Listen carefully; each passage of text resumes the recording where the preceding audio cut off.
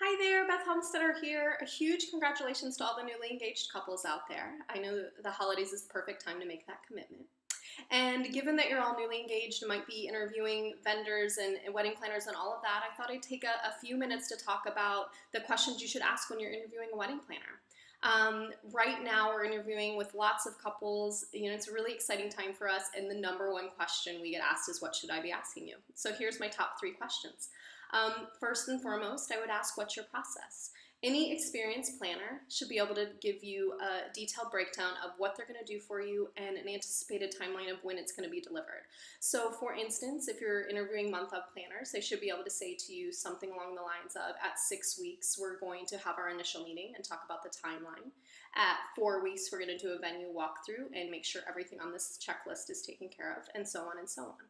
For us, since we're full service designers, we walk through the venue scouting process, the production process, we show sample renderings, we talk through what they can expect when designing a wedding with us. And when people walk away, they know what we provide.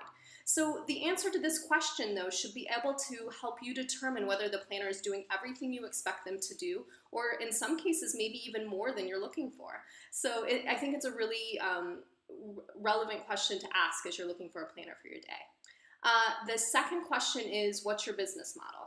And that should bring in a lot of information when you ask someone what their business model is. Not only are you going to find out how they price, when you're going to be paying them, and so on and so forth, but they should be able to answer things like how many clients they have a year, how much support staff they have to produce your wedding, and many other things, like depending on how transparent or relevant it seems, what other revenue streams they bring in, be it working on workshops or selling products or whatever the case may be.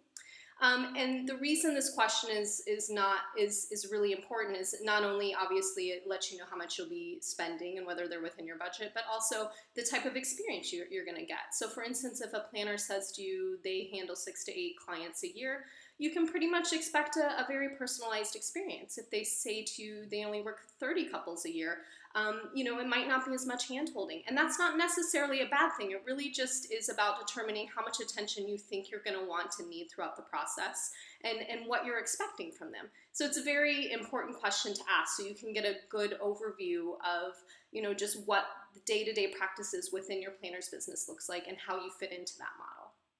And lastly, I would ask, what do they excel at? So when someone asks me, what do you excel at? I think, why do people come to you? And the answer for us is design. People come to us for an amazing guest experience, a cohesive look and feel, and something that feels very personal and unique.